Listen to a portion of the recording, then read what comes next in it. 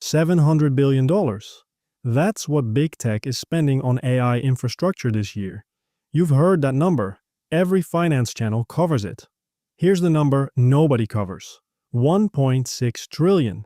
That's NATO's combined defense budget for 2026. For the first time in the alliance's history, all 32 member states are spending above 2% of GDP on defense. And they just agreed to raise the floor to 3.5% by 2035. 5% when you include security spending. That's not a budget cycle. That's a structural rearmament. And just like AI capex, that money has to flow somewhere physical. Satellites, submarines, sensors, edge compute. This is the other buildout, and the market is barely paying attention. Modern defense runs on 3 layers, and each one is being rebuilt right now. Layer 1, space. Every military operation starts with intelligence. Who is where? What moved? What changed? That used to require spy planes and human analysts. Today it requires AI-powered satellite constellations, delivering imagery in near real-time, 35-centimeter resolution, refreshed multiple times per day. The Pentagon is shifting from billion-dollar classified programs to commercial subscriptions. Faster, cheaper, more flexible. Layer 2, subsea. 80% of global data flows through undersea cables. Navies are deploying autonomous underwater vehicles for mine detection, seabed mapping, and intruder surveillance. The Pentagon just allocated $734 million specifically for underwater autonomy in 2026. AUKUS is running expanded trilateral maritime trials this year. Layer 3, edge compute. AI doesn't just run in data centers. It runs on aircraft, on ships, on mobile platforms in contested environments, rugged GPU systems that process sensor data in real time without sending it back to a cloud server. That's edge AI for defense. 3 layers, 3 domains. And the companies building them are not Lockheed or Raytheon. They're small, specialized, and largely invisible to Wall Street. Space, Black Sky Technology. Ticker BKSY, market cap around 600 million. They build and operate AI-powered imaging satellites.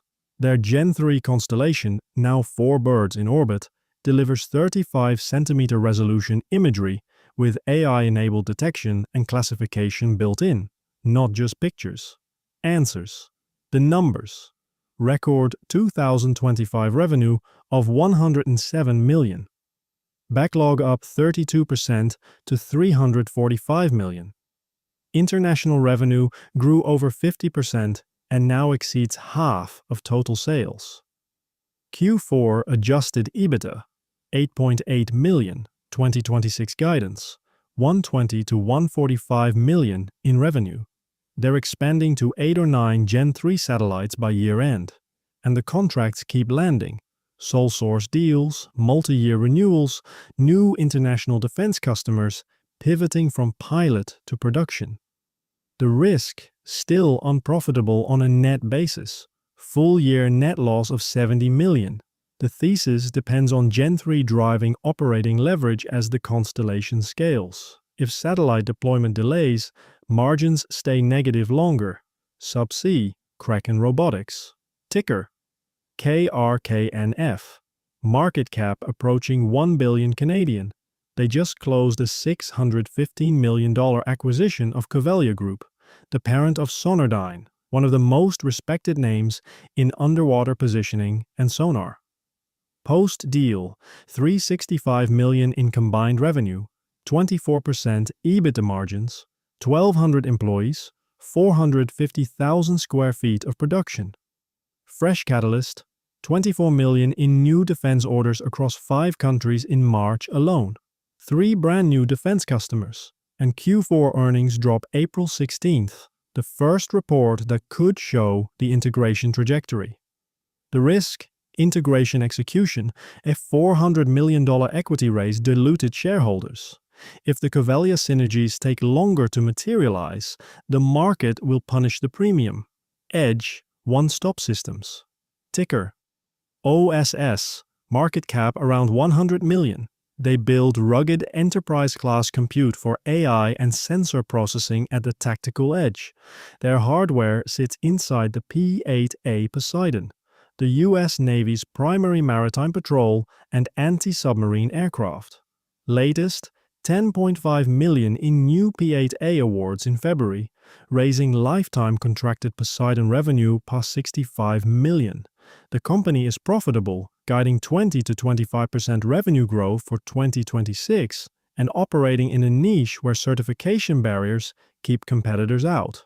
The risk? Concentration. The P-8A program is a significant share of revenue. Any shift in Navy procurement priorities changes the math. Here's why this matters now. Defense spending isn't cyclical anymore. It's structural. NATO's floor is rising. AUKUS is operationalizing. The Pentagon allocated $13.4 billion for autonomous systems this year alone. And the primes, Lockheed, Raytheon, Northrop, are already priced for it. They trade at fair to full multiples.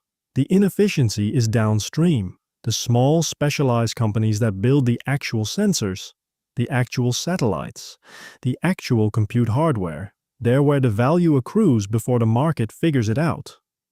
One of the sharpest macro minds on Wall Street calls defense spending secular, not cyclical.